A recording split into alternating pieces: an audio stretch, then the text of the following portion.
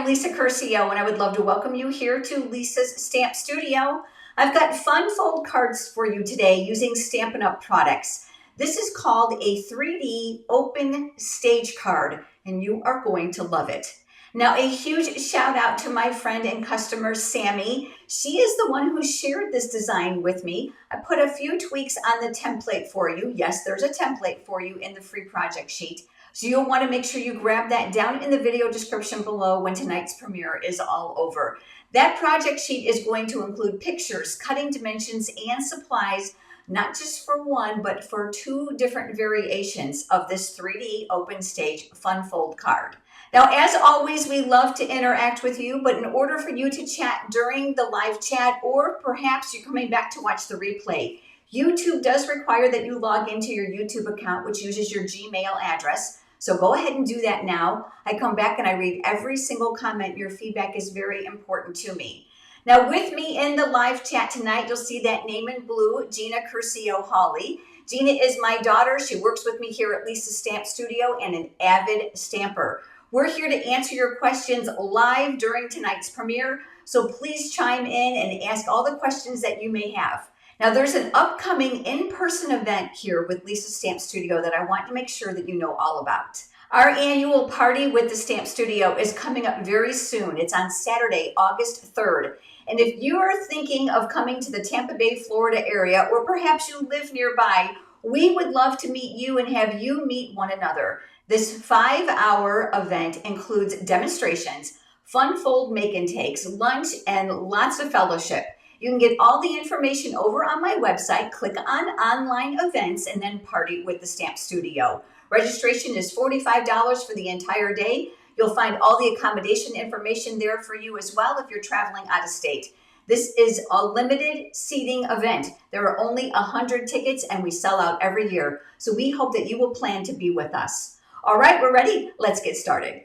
As I mentioned to you in the beginning, I'm going to be demonstrating the art version of this fun fold card, which is a 3D pop-up stage card.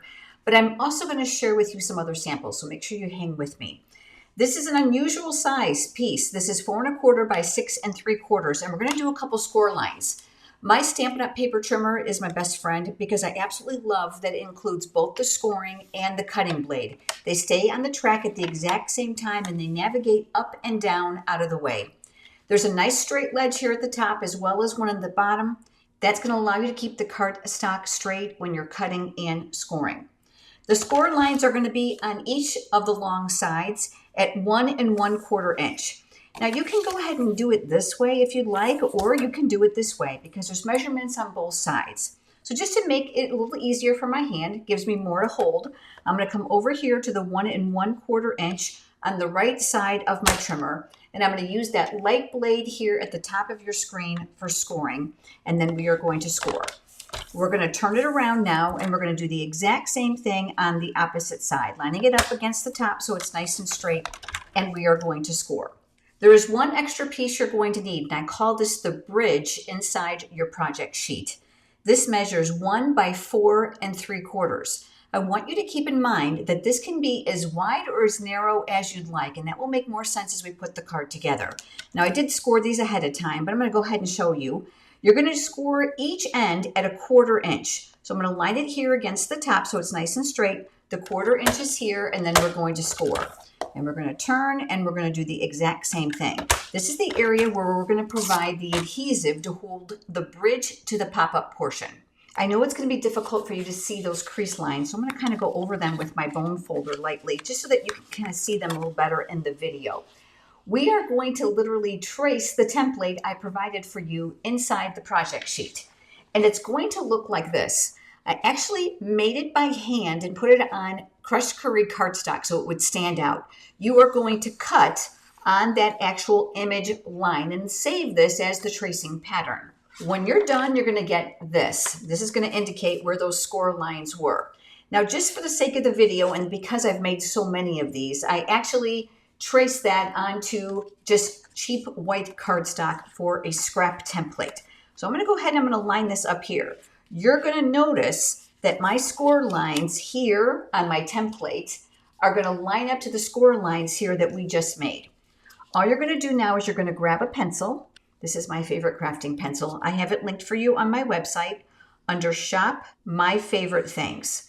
And I'm just going to go right around the edge. I'm moving my fingers to the edge just to make sure that nothing lifts, and I'm going to get a really good template. Now that this has been traced, the easy part is just to cut it out. I love to use my paper snips because they're both small and they're very, very sharp. Now, if you are concerned about making this perfect, don't be, because I have some really great tips for you on how we can hide all those flaws. So I'm going to come over here to that pencil mark, and I'm literally going to cut right on top of it. And I'm going to work my way all the way around. You are going to cut directly over the crease lines that we made. This is going to create the actual base of this card. Now, once you're all finished, you can discard this, and this now has left you with this. If there are any pencil lines showing, you can go ahead and you can erase them now. The eraser on this pencil is fantastic. The lead is very soft, and the eraser literally removes everything. Now I'm going to reinforce those score lines with my bone folder, pressing down nice and firmly. Whenever you're creating a 3D card, you want to make sure those score lines are well enforced. I decided to put designer series paper here, and I know what you're thinking. Oh, there's no way we're going to be able to get that curvature. Now, you might think that you're going to want to trace this on top of the designer series paper, and I'm here to tell you that doesn't work as well because this is the exact template we use, but we all cut just slightly different, which means it's not perfect. I use the actual piece I cut. I'm going to go ahead and I'm going to line this up with the front side of the designer series paper that you want to use facing you.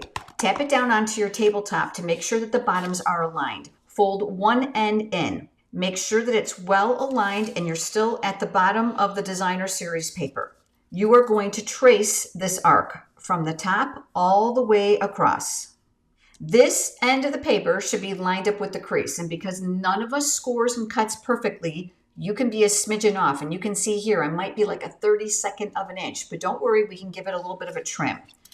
Now that we have this traced, we're going to come back in with the paper snips and we're going to cut right on that pencil line. This piece you can go ahead and discard. What I like to do before I start adhering it is seeing if it actually fits. When you put it down inside and just tap it in there, you should be able to close both sides. And you can see that one side is just a smidgen too long. So I'm going to come over to my paper trimmer now. And this is the beauty of this trimmer, it's that clear cutting guide. I'm using the straight edge here along my trimmer, just going to cut just past that scoring and cutting track. So I'm going to line that up just a little bit, and I am going to cut. So you can see how little was cut away. I'm going to come now here to the card base, and I'm going to tap that to the bottom, and I need to make sure that both ends close without buckling the designer series paper. Now, if you're like me and your pencil lines show, go ahead and just erase those as well. The next step would be to adhere this. Now, if you have cardstock showing like I do here, don't worry, I've got some great tips for you. I'm going to be using my precision glue press. I place the multi-purpose liquid glue inside the empty bottle that comes with the press. Has a precision tip, which means it's nice and small and can get in all those tight areas, and great for these curves. The multi-purpose liquid glue bottle often has too big of a tip for those little detailed projects, especially for detailed dies and for corners, so I love it for this. It fits right back inside the cradle. The tip is face down inside of a small plunger there, which is going to ensure that it does not clog. Now, I cannot live without this product. I absolutely love it, and I know many of you have loved it as well. You're going to be able to find this linked for you on my website under Shop My Favorite Things and then Craft Room Favorites, and then just scroll. So I've gone ahead now and I've made sure that it's all tacked down the best that I can, getting it nice and even and my ends close. We're going to come over now to the bridge, and you'll recall that we have those 1/4 inch score lines on either side. I'm going to use my bone folder and I'm going to reinforce those score lines, one on each side.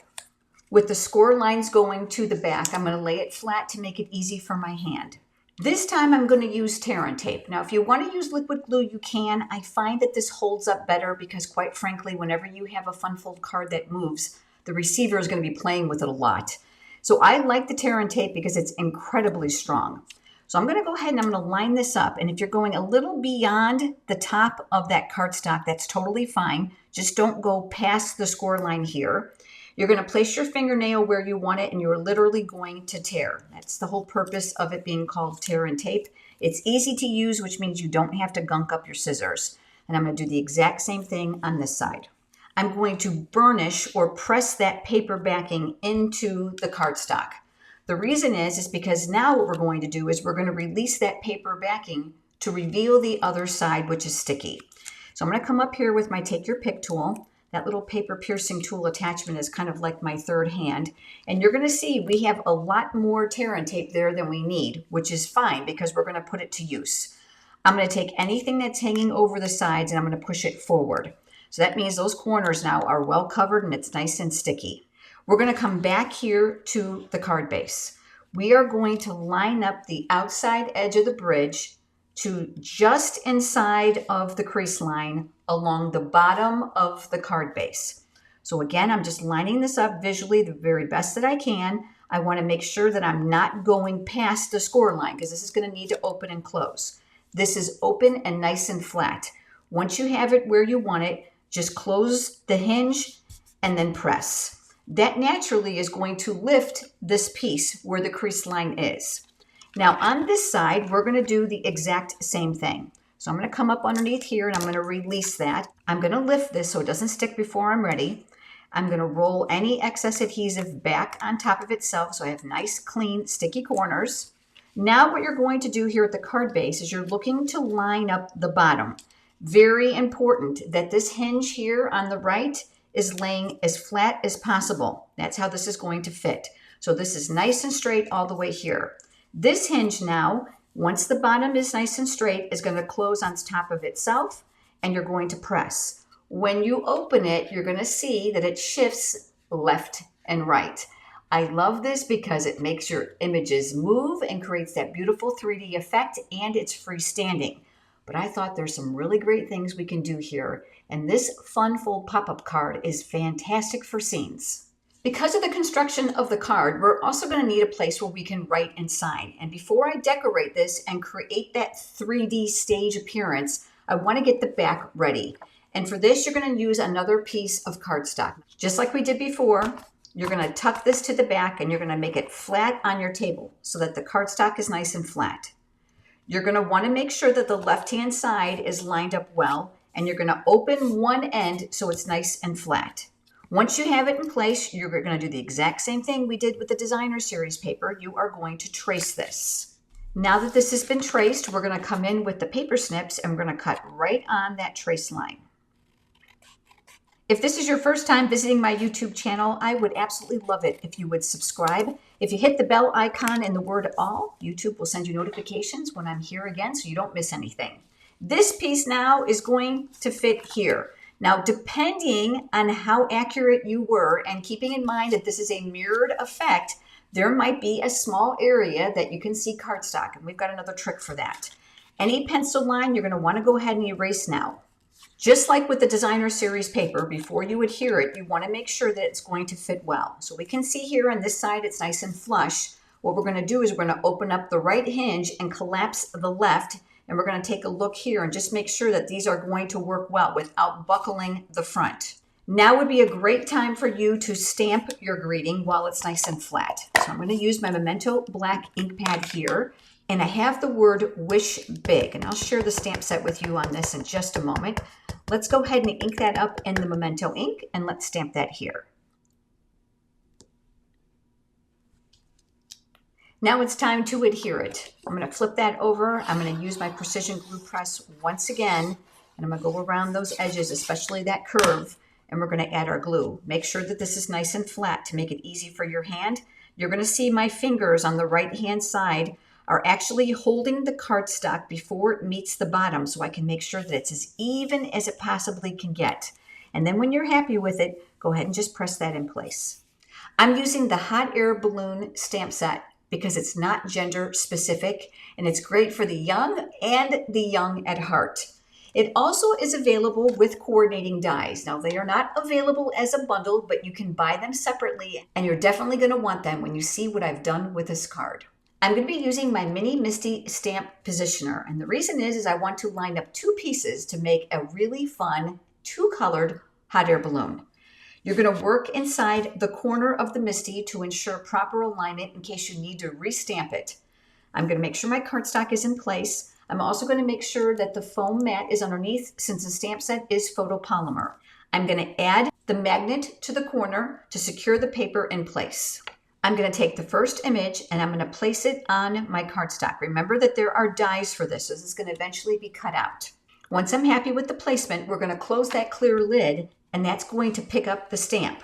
Photopolymer is very sticky, so it has a tendency to kind of lift the paper.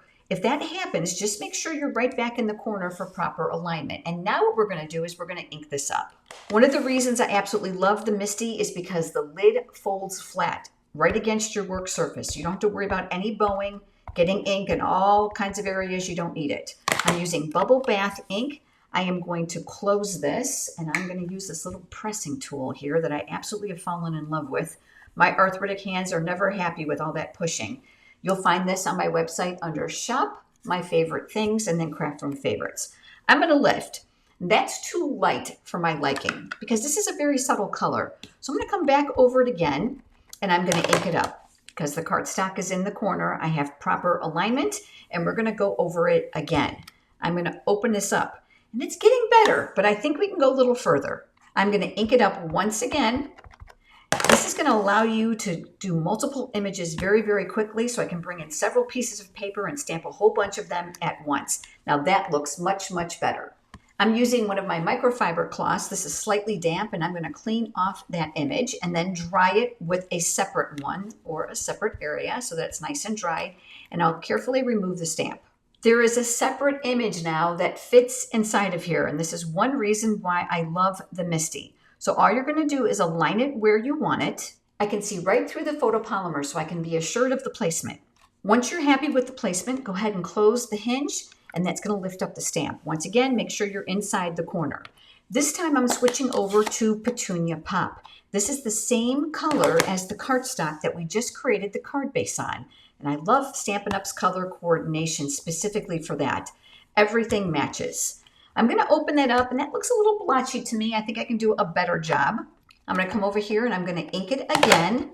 Any ink that gets here on the plate, don't worry because this is shallower than the stamp. That's another great thing about the MISTI, which is something you don't have with a clear block because you can easily rock it. I think it could use one more pass. So I'm going to ink that up again. I'm going to come back over it and I'm going to use my pressing tool to press out my design. Now that this has all been stamped, we're going to go ahead and remove that from the MISTI. And as I mentioned to you, there are coordinating dies. Now there are dies in here that will actually build a hot air balloon that don't require stamping. So this does twofold. I'm going to go ahead and I'm going to grab the small hot air balloon die. Now if you're like me, you're worried that this is going to slip and slide all over when you go to put it in the die cutting machine, which means we stamped it and it got all crooked and we're going to have to start all over again. This is where my post-it labeling and cover-up tape is my best friend. You'll find it linked for you on my website under Shop, My Favorite Things, and then Craft Room Favorites. You can rip it into smaller pieces, which means it's super easy to use, and guess what? Don't throw it away even after you've used it the first time. Because once you anchor this down over the image and the die, that has secured it in place where you've positioned it. You can reuse this tape multiple times. I'm going to go ahead and pass this through my die cutting machine. Once it's been die cut, now what you're going to do is peel off the back side of the cardstock. That's going to leave you the tape. Save that. Either put it on the handle of your die cutting machine or right back here on the cartridge so you can use it again. That hot air balloon is going to need a basket. So I've pulled out the small basket image there. I'm going to ink that up and I'm going to stamp that as well. You can see how tiny this is and you can now see how important the tape is. So once again, we are going to line this up and when we're happy with it, we're going to secure it in place and then we're going to die cut it. Just like before, we're going to go ahead and remove that, save that tape. You can use it multiple times and then we can pop out our image. Now these two pieces need to come together and this is where my precision glue press is my best friend. So tiny, tiny drops of glue right here at the top of the basket. I'm going to lift that hot air balloon with my Take Your Pick tool and then I'm going to secure that in place. The multi-purpose liquid glue is very strong and it dries very, very quickly. I thought this needed a little bit more for this stage presentation, so I want to give you a tip. Before you joined me, I die cut some of the clouds from just scrap basic white cardstock. While they were pretty on their own, I went ahead and I took Wink of Stella and I covered them for some shimmer. Now, if you're like me and you love these little tiny pieces with shimmering and then you find it really difficult to add the shimmer to that tiny piece, let me give you another tip. Take a scrap piece of cardstock and with your Wink of Stella, literally cover an area that's big enough to die cut those pieces. Die cut small areas at a time so that you don't waste that precious shimmer paint that's inside of here. It has an alcohol base, so it dries very, very quickly. And then die cut your image. That's going to save you a little tedious work of trying to get it inside all those little corners. Coming back here to that card base, now we are going to build our scene. I'm going to start by laying out my pieces first. So I'm going to take one of my longer clouds and I'm going to place it here and one of my shorter clouds underneath it. I'm going to work so that they're fairly just off center. Now, once I'm happy with their placement, this is where I'm going to use my precision glue press once again. So I'm going to go ahead and lift that first one. I'm going to turn it over and add a little bit of liquid glue. Like I said, it's very, very strong. If you love those detailed tweezers for this, by all means, go ahead and use them. They are difficult for me to squeeze with my arthritic hands. Because the needle tip here is so small, it allows me really easily to get into enough area to add them on. I have one more cloud that I'm going to add a little bit lower about here.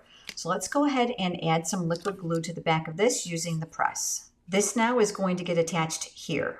Now, once my shimmer clouds are all in place, it's now time to add the balloon. But I thought adding it this way was very intuitive. So I thought, oh, let's use this stage card for a fantastic presentation.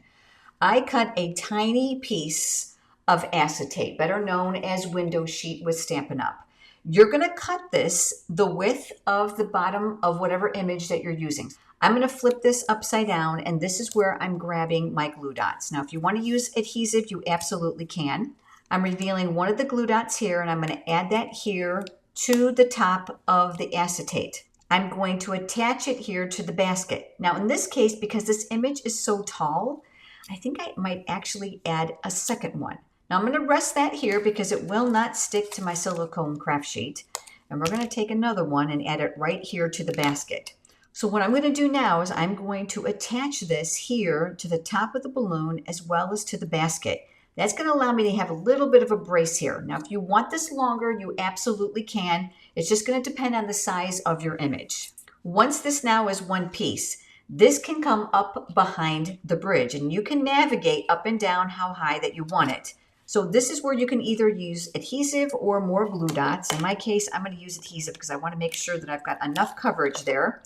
Again, on my silicone craft sheet, where adhesive, liquid glue, and hot glue will not stick. Now what I'm going to do is I'm going to come up behind here, working within the clouds. You're going to need a nice aerial view. And then once you're happy, you're going to go ahead and press that to the back of the bridge. Do you see my finger there? I love this because you can add as many images and create any scene that you want. Well, while we have this bridge, I thought this also needed to serve another purpose. I die cut a banner and a piece of white cardstock from the dies. I'm going to go ahead and I'm going to stamp a greeting on here. Now, typically, I would actually stamp the greeting first and then die cut. But this is a solid die, so it's easier for me to actually die cut it first and then stamp. This is going to fit right inside of here. Because we have curved edges, once again, I'm coming back to my glue press and I'm going to add liquid glue around those outside edges. This is going to work within the perimeter of that piercing on the banner. We're going to flip this upside down and we are going to add dimensionals. This is going to give this some elevation. I'm very careful to make sure that these are well balanced for mailing, and then we're going to remove that paper backing with that take your pick tool attachment. This now is going to get adhered here on the bridge. Now keep in mind, your bridge can also be used for other things if you're creating different types of scenes. So don't be afraid to put other images here as well. To finish this off, it needs a little sparkle, a little pizzazz to kind of bring this to life. And that's when I decided to bring in some of the basic rhinestones. I'm going to use the larger ones. They have glue dots already on the back, and I'm going to work them outside of my banner tips, one on each side. I'm going to take the smaller ones and I'm going to work them up here to create a little bit more visual interest for the eye. And then I'm going to take one more and I'm going to bring it down here. This little bit of an embellishment adds a lot of pizzazz and pop to this card. You might recall that I mentioned that you might see a little bit of cardstock from the front or the back where it's not evenly cut. So I want to give you a tip. Come in with the same color ink pad as you do cardstock. Again, this is the beauty of that color coordination. Ink up your sponge dauber. I'm going to come around the back side where the white cardstock is, and I'm literally going to brush the edges. You're going to see you're going to have a little bit of color halo around the cardstock. But guess what's going to happen? It's literally going to make any area that's white showing on the card base invisible. If you want, you can collapse the sides and then come all the way around and do the same thing here. And of course here, and of course the bottom if you wish to do so as well. That's going to hide lots of mistakes. Now, while this one's very simple, wait until you see the other cards that I have for you.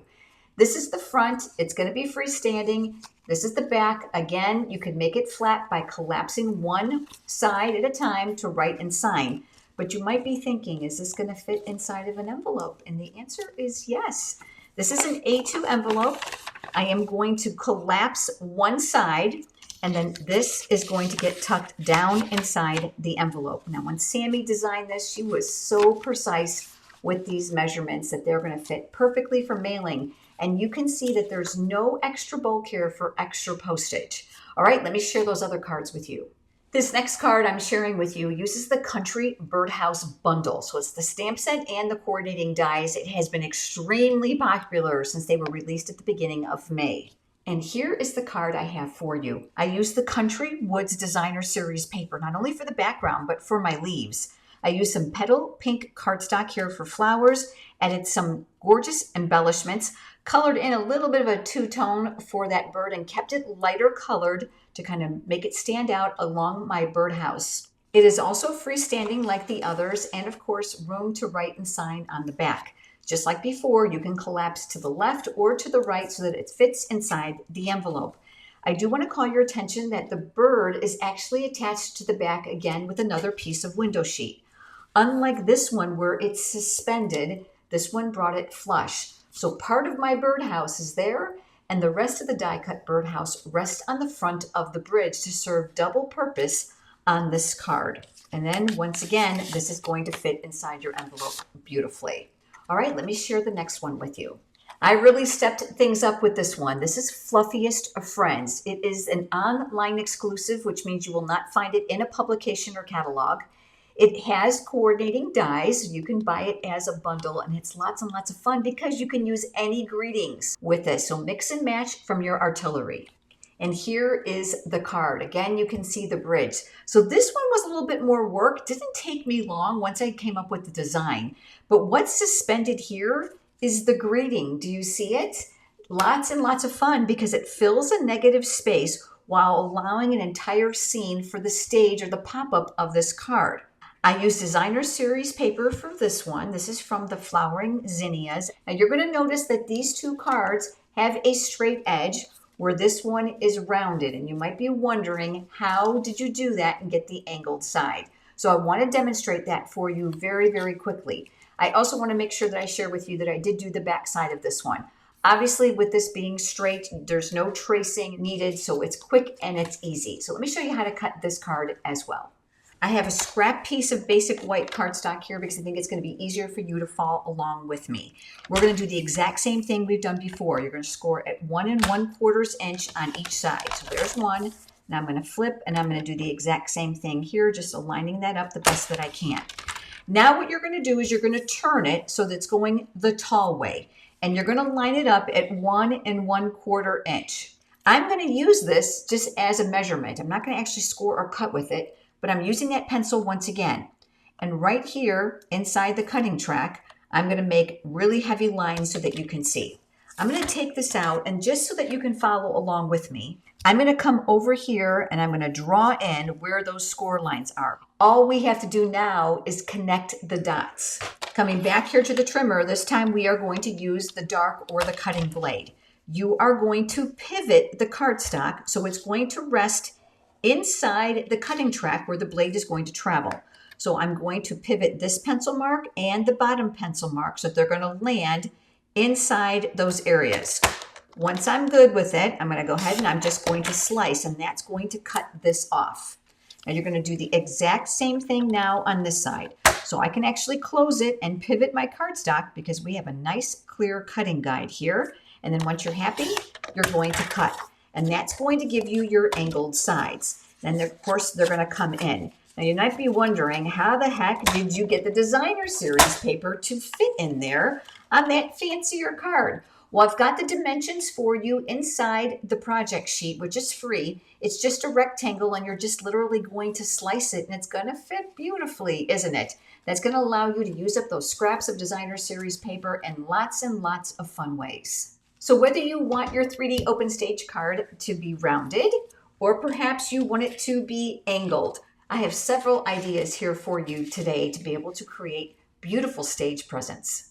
As always, I'd love to know your favorite. Pop down right now in the comments and let me know. Are you going to make the arced open standing card? Or are you going to make the square backing? You know what? I think it really depends on what stamp set you're using because they're both quite versatile. We love to read your comments. In just a few days, Stampin' Up! Is releasing brand new products called online exclusives, which means you won't find those in any publication.